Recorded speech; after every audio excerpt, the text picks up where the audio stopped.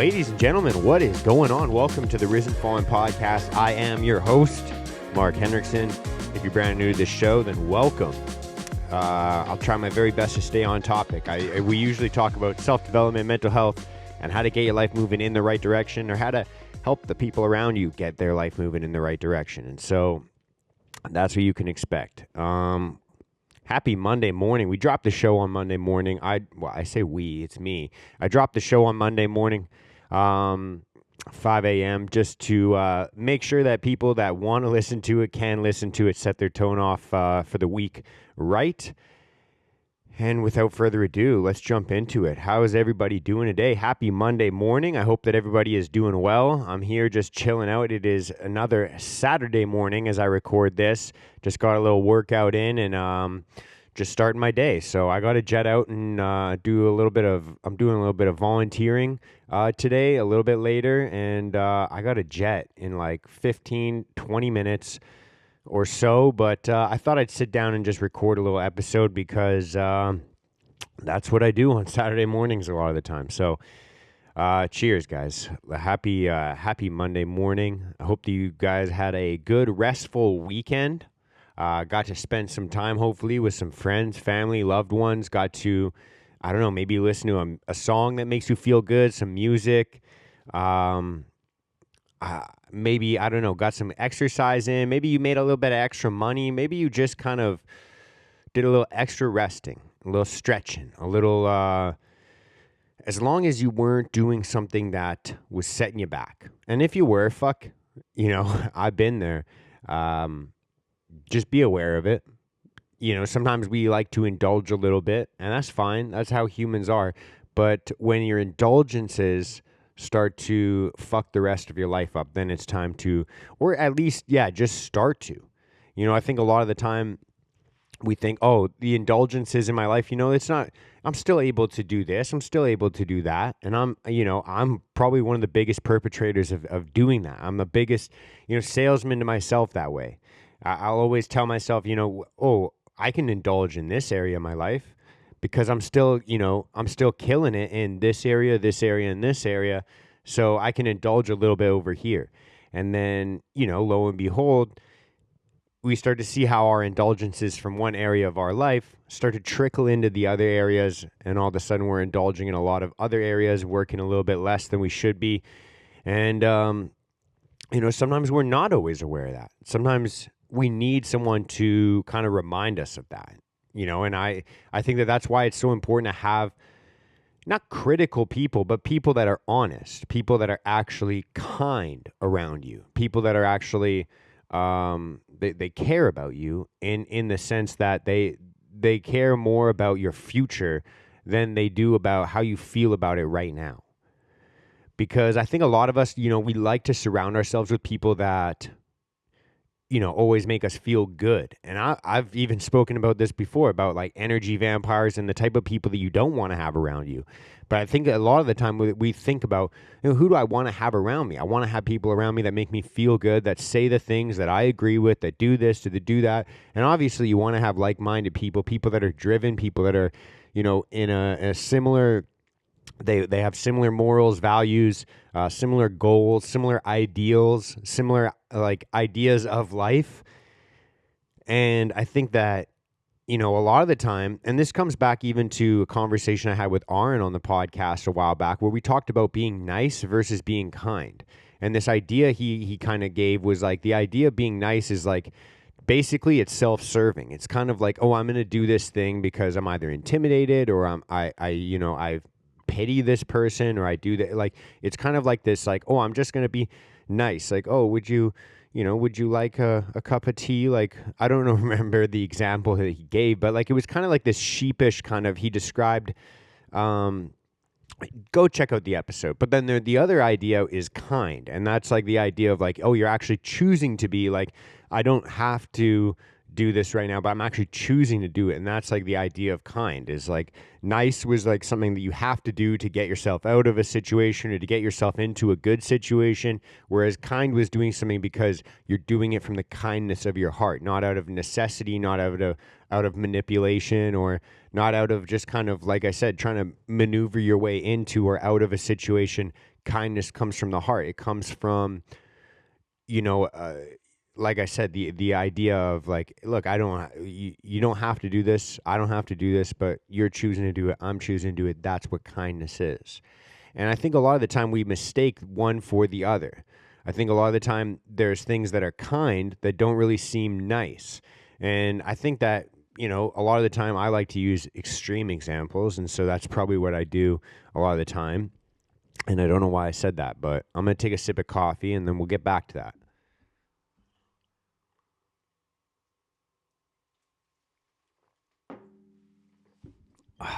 Okay, I was holding that cup of coffee for like 4 minutes just thinking about sipping it. And I was like, let's just get this off my mind and take a sip of coffee. I might even go back for a double.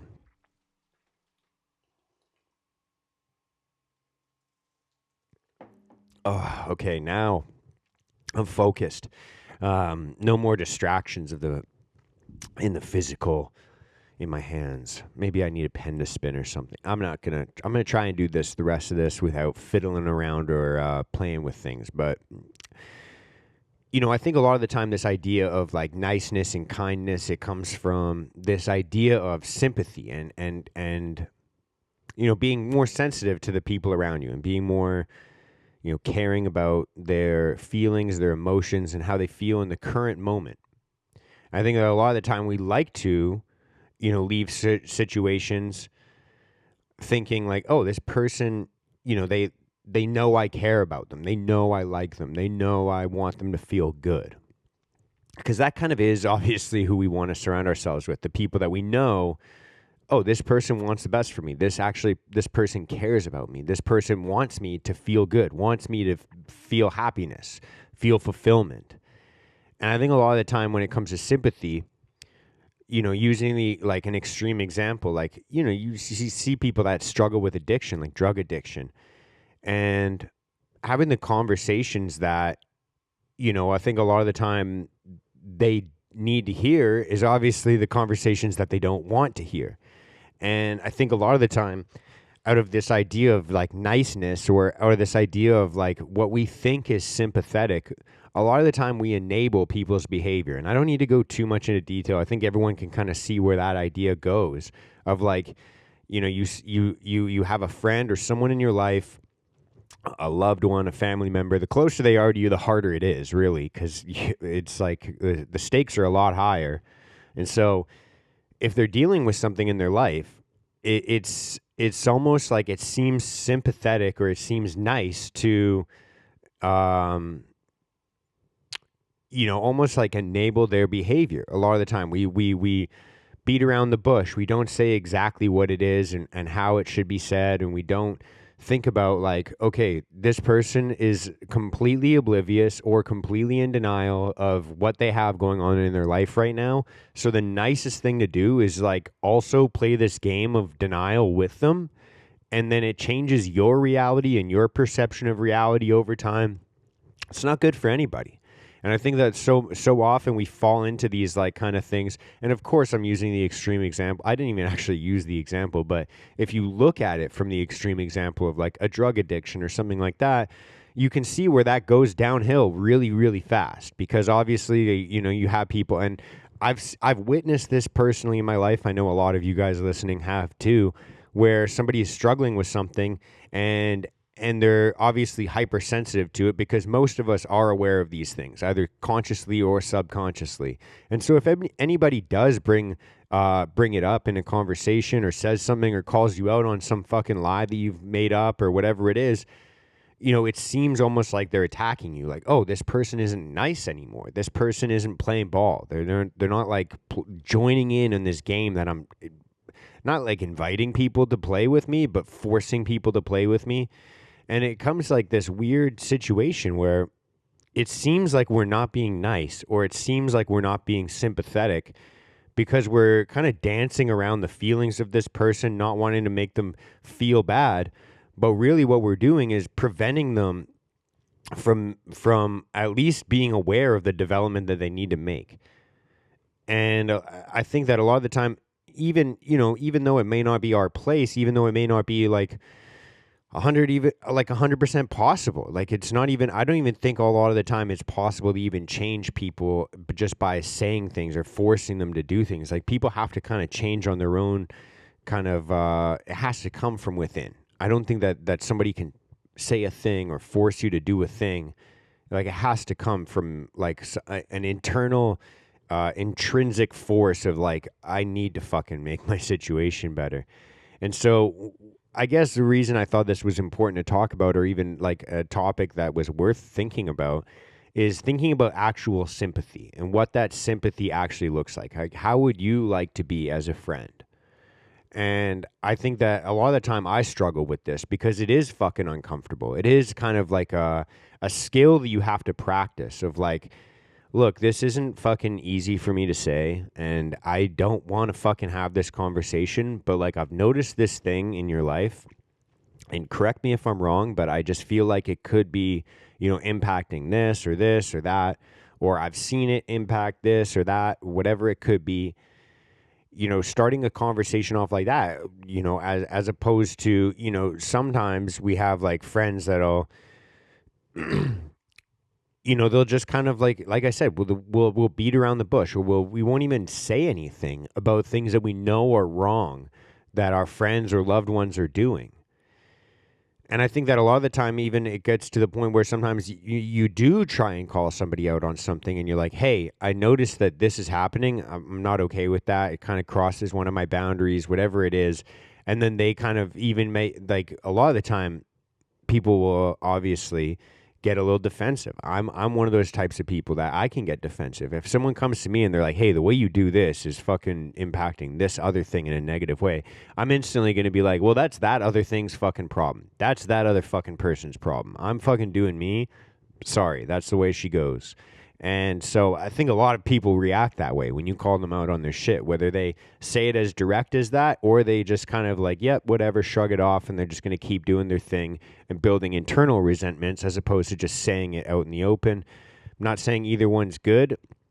You got to kind of deal with that. And if you got those negative emotions, you have to kind of sit down and think about it. But what I am saying is, I think a lot of the time, it gets flipped on us when we're trying to be sympathetic, when we're trying to care about somebody. It gets flipped on us, and they go, "Well, you're just not really being sensitive to how I feel."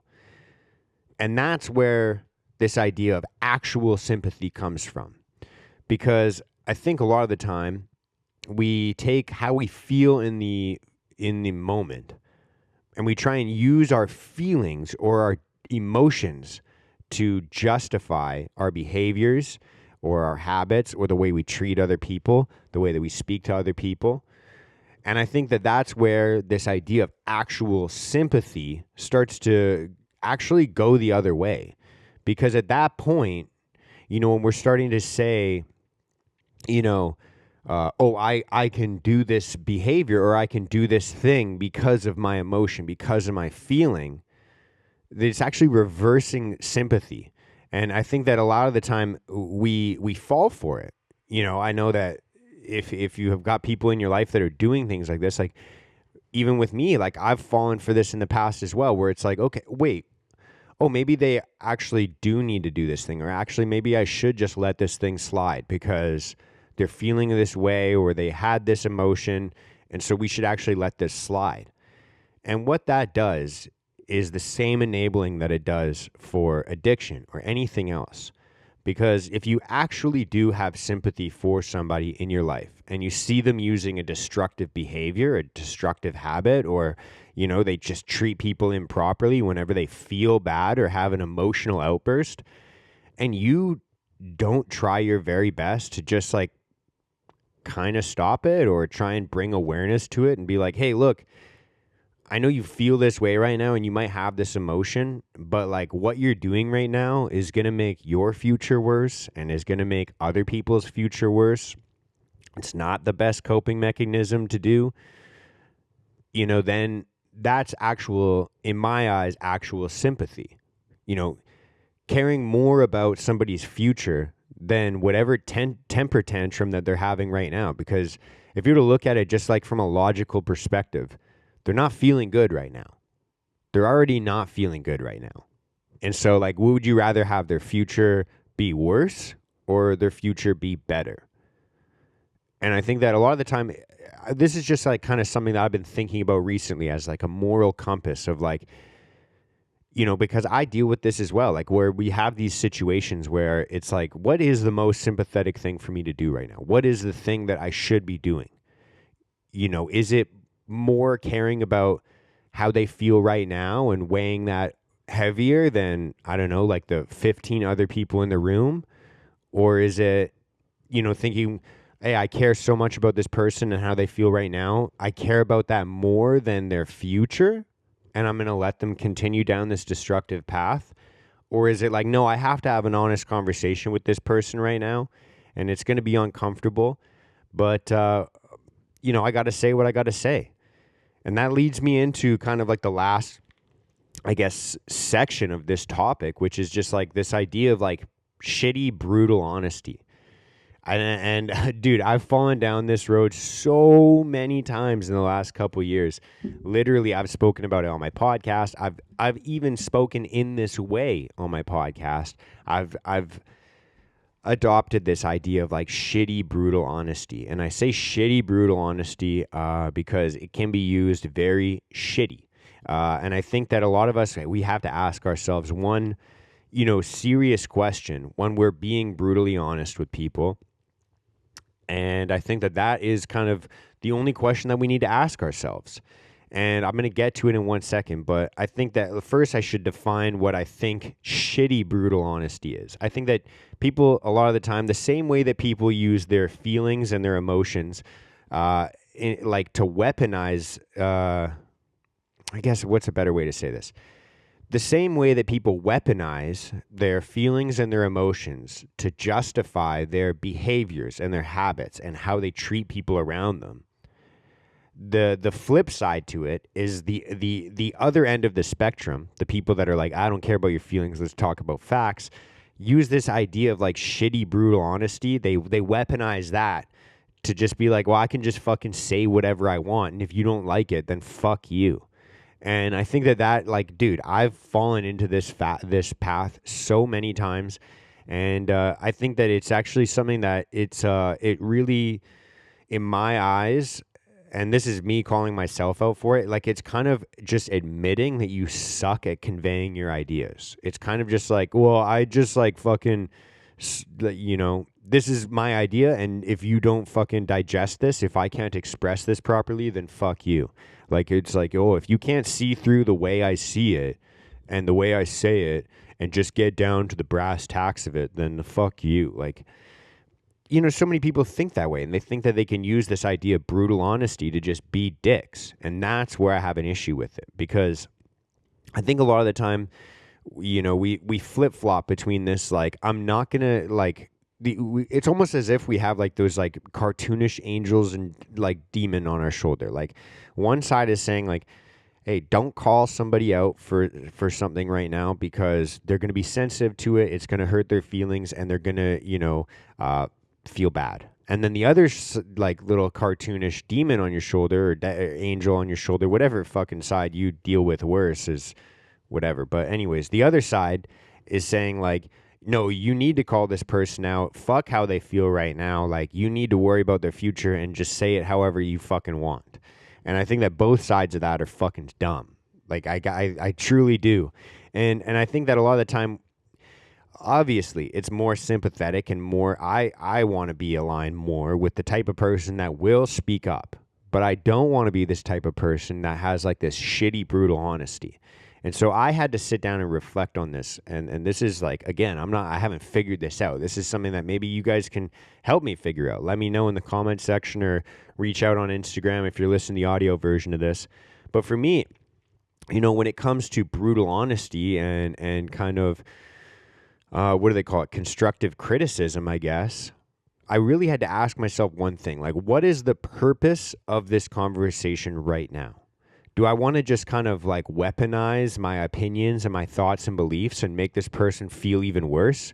Because I've done that before. And then you leave the situation being like, I actually care about this person, but I almost kind of just like bullied them And it's not really cool to just like use your words to make other people feel less. It's not really like a constructive way, and I don't want to participate in that. I think that a lot of us, we see somebody like our loved ones, maybe your mother, maybe your father, maybe your fucking girlfriend or boyfriend or your coworker, and they do something fucking dumb, and you're like, why the fuck are you doing that? And they're like, oh fuck, I just, I was pissed off, I was angry, and you're like using your quote unquote brutal honesty, and you're like, dude, that's fucking like such a bitch thing to do. Like, why would you just like act out like that? Like, dude, what the fuck? And you're like using your brutal honesty in a way that's actually just making them feel worse and probably is going to lead them down a worse path. And so what's a more constructive way to do it? Like I said before, like, approach it from a perspective of like, what is the actual outcome that I want? Because I think a lot of us, actually I would say I know a lot of us actually genuinely care about people. And you might come across people that do things you don't like or do things you don't agree with, or they think different things, they have different opinions. And you really have to think in a conversation. Do I want to leave this conversation just making them feel like an idiot, making them feel fucking stupid, making them feel less than what they actually are? Or do I want to make this person see my side of it, at least appreciate like, hey, I get where you're coming from, and wow, I understand that you're like saying these things that are a little bit uncomfortable, but you're doing it because you care about me. And you have to think about, a lot of the time, this shit isn't like a one size fit all. Your approach for one person isn't going to work for every single person. The people that I speak to in construction, when I have to have an uncomfortable conversation, is a lot different than the people, when I have these types of conversations with people in my life and my family.